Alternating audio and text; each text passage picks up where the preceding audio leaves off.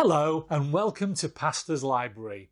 I'm Stephen Redman and this is the channel where we talk about everything to do with theology books that are maybe on a reading list for a bachelor's or master's degree or a seminary course, and we also just talk about books that you might have seen on the bookshelf in a bookshop or at your pastor or vicar's home. So today I want us to talk about a similar series to one we recently discussed when we discussed the Asia Bible Commentary, and this is the Africa Bible Commentary. This is another single volume work which has a little bit to say about everything. And as I've said to you before, single volume commentaries are not a brilliant use of investment of money because they will always have a little bit to say about everything, but you can always guarantee they will not have anything to say about the thing you're looking at. But having said that, this is different to a typical English commentary because it's written by people from the African continent. It's written by people who have an understanding and a worldview that is linked to their culture and their place of origin. And this is written for two groups of people.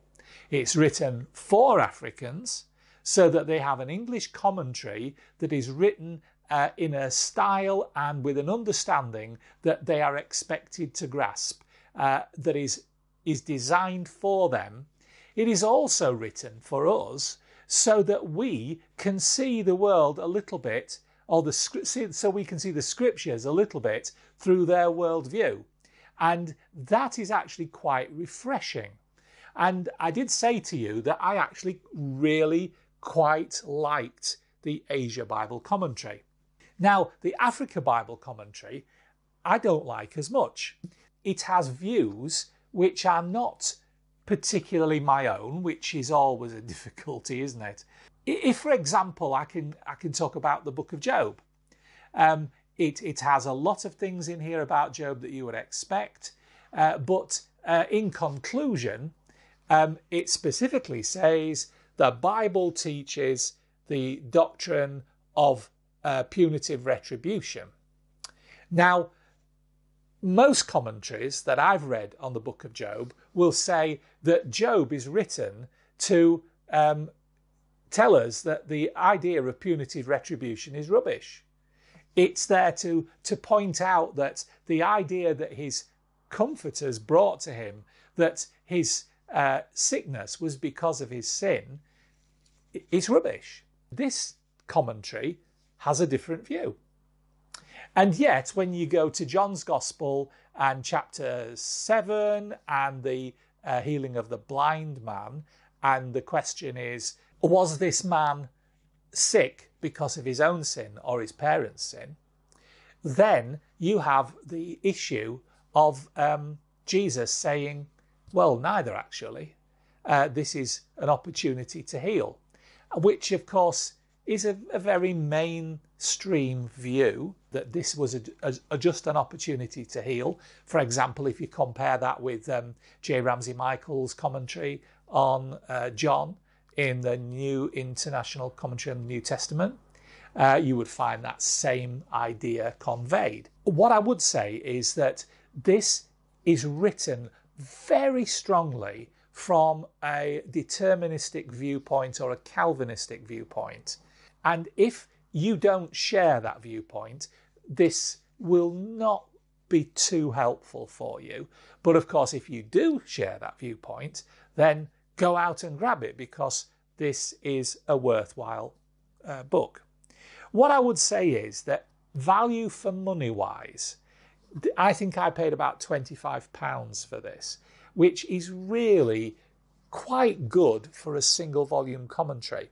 Now, just like the Asia Bible Commentary, with this, they have also brought out a series of single volume commentaries. The Asia Bible Commentary series to differentiate it from the single volume. And these are well presented paperbacks. They are good white paper with a very well contrasted font in a decent size.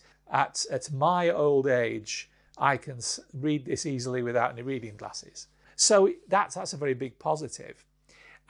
What is very different about this series is that they aren't written like a typical commentary. They are written like a sermon.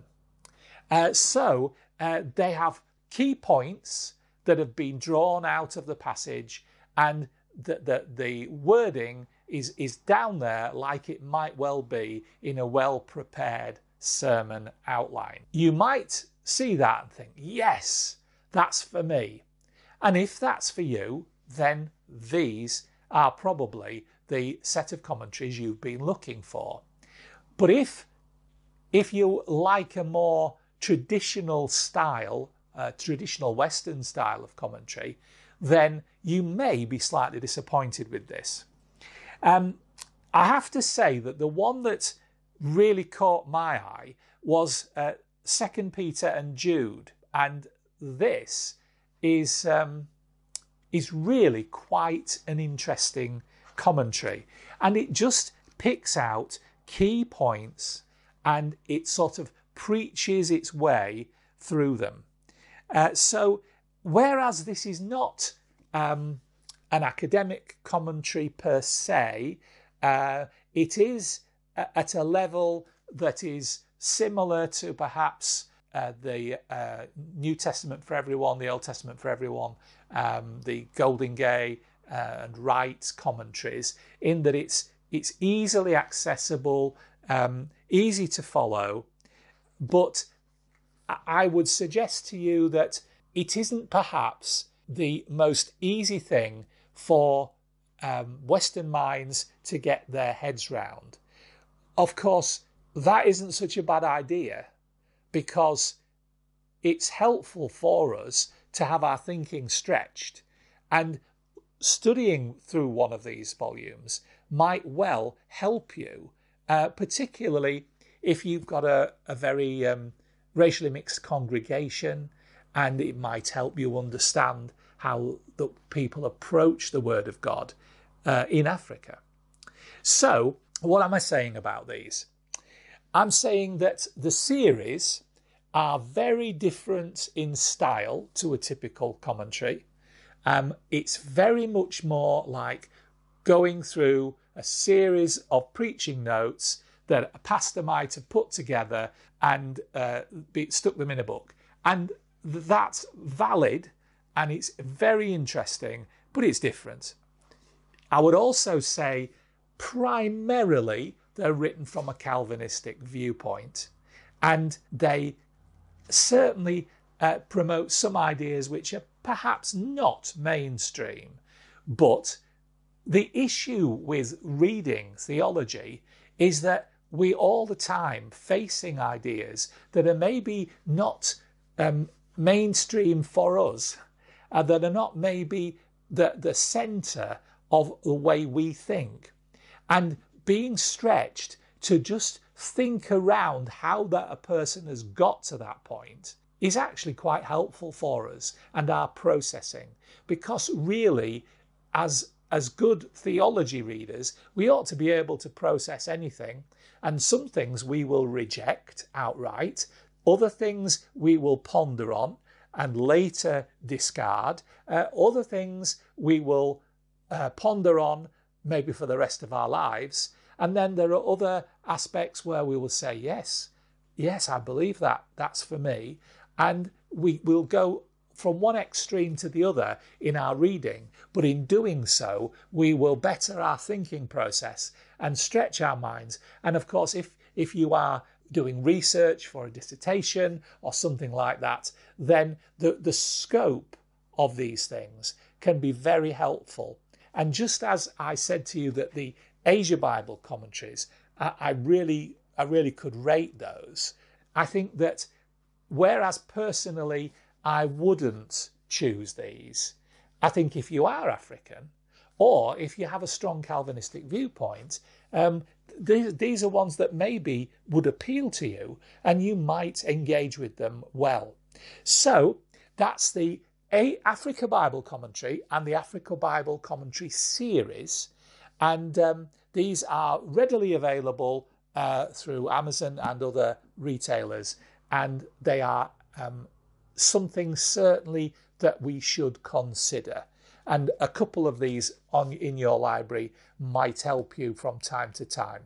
I hope that helps you today. If it does, please click on click on the bell and subscribe, and that way you'll be amongst the first to hear when we publish another Pastor's Library.